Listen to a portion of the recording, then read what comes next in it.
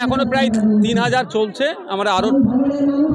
আমি বলেছিলাম আগে 2720 জন পার, ওটা আমাদের লক্ষ্য পার হয়েছে। আরও মানুষজন দিচ্ছে, আরও মানুষজন আসছে দিচ্ছে। দেখুন কত লোক হচ্ছে, তো বড় কথা হচ্ছে আমরা যে এই উৎসবের মেজাজের মানুষ রক্তদান করছে, এই বার্তাটা দিতে চাইছে। ভাঙড় রক্তপাত প্রাণহানি নয়, রক্তদানই হোক ভাঙড়ের পরিচয়, এটা আমাদের লক্ষ্য। যে ভাঙড়কে অন্যভাবে মানুষ দেখুক। ভাঙড়কে দেখানো হয় হিংসা, বিদ্বেষ, মারামারি, খুনোখুনি, হানাহানি, রাজনৈতিক হিংসা, এটার পরিবর্তে ভাঙড়কে দেখানো অন্যের প্রাণ বাঁচতে পারে, ভাঙড় তার জন্য এগিয়ে আসছে। দেখুন 1992 সালের দিকে একটা মামলা হয়েছিল, ওইটা রায় 2000 সালের দিকে হয়েছিল। রক্ত বিক্রি করলে প্রায় 6 মাস পর্যন্ত জেল আছে। যদি আমরা 3000 আজকে ইউনিট হয়, 3000 রক্ত ইউনিট যদি আমরা রক্ত বিক্রি করি, তাহলে ক বছর আমার জেল হবে? মামলা করতে বলুন না। ব্যাপারটা হচ্ছে যেটা পারবে না, আগুর ফল তখনই টক যখন সে আর ওখানে পৌঁছাতে পারে না। আমরা দায়িত্ব নিয়ে বলছি, যারা রক্ত দিচ্ছে সারা বছর ভাঙড়ে আমরা সেই ইউনিট রক্ত মানুষকে বুঝিয়ে দেবো। শুধুমাত্র যারা রক্ত দিচ্ছে তারা নাই, অন্য কাউ অসুবিধা হলে তারা জিজ্ঞাসা করলে তাদেরকেও আমরা রক্ত দিয়ে থাকি। বিগত বছরগুলোতে আমরা রক্তদান শিবির করেছি। হ্যাঁ, কিছু সময় অসুবিধা হয় যখন রক্তের ক্রাইসিস থাকে, বাকি সব সময় আমরা পরিষেবা দিয়ে গেছি। 8 তারিখে আপনি কারণ নাম না করে যেটা ভোটের বিষয়টা বললেন, বিষয়টা যদি একটু পরিষ্কার করে। দেখুন, আমার নামে অনৈতিক অবান্তর মন্তব্য করবে, আমি তো চুপ করে বসে থাকতে পারবো না। মন্তব্যের জবাব অবান্তর মন্তব্য দিয়ে আমি করি না।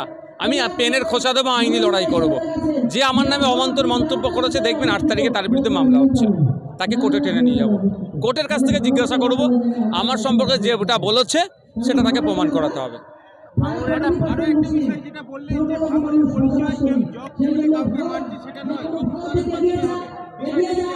দেখুন, এমনভাবে ভাঙড়কে দেখাতে চাই, কিছু নেতাকে দেখিয়ে ভাঙড়কে রিপ্রেজেন্ট করতে চাই, আমরা সেটা দেখাতে চাই না। আমরা ভাঙড়ের শ্রমজীবী মানুষ, কৃষক মানুষ, রক্তদাতা, ভাঙড়ের ছাত্র যুব, ভাঙড়ের সাংস্কৃতিক মনস্ক মানুষ, ভাঙড়ের সাংবাদিক যারা আছে, ভাঙড়ের হেভি অংশে সাংবাদিক আছে, প্রচুর সাংবাদিক আছে, এদের মাধ্যমে ভাঙড়কে চিনুক বিশ্ব দরবারে। দেখুন, আমার এই মর্মে কোশ্চেন দিয়ে আছে, অ্যালাউই করছে না উত্তর দিতে হবে বলে।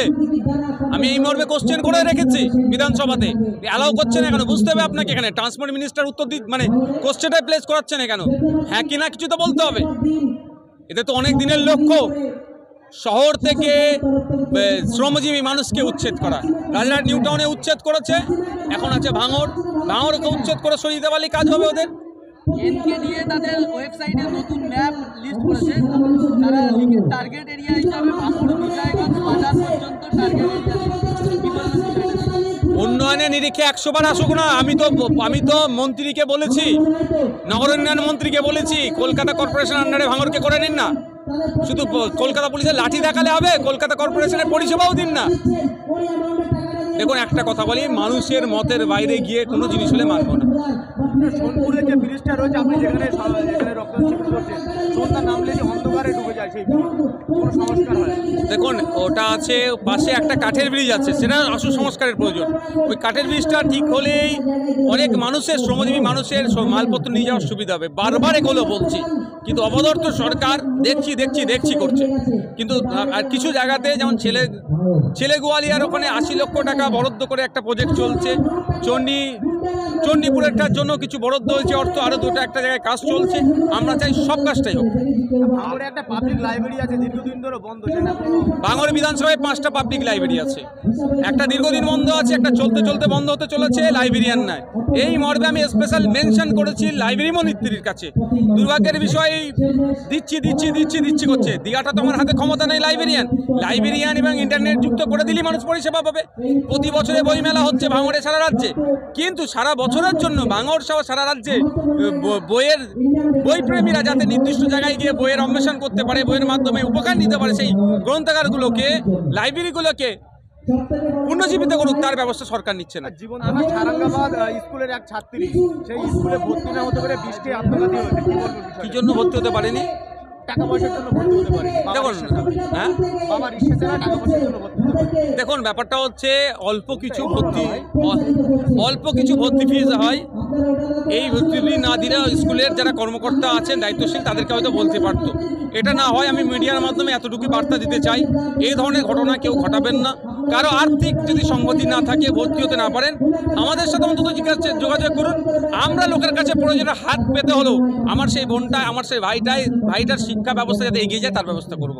কিন্তু রাজ্য সরকার আজকে ব্যর্থ ওই যে আত্মহত্যা করছে সেটাকে রুখতে।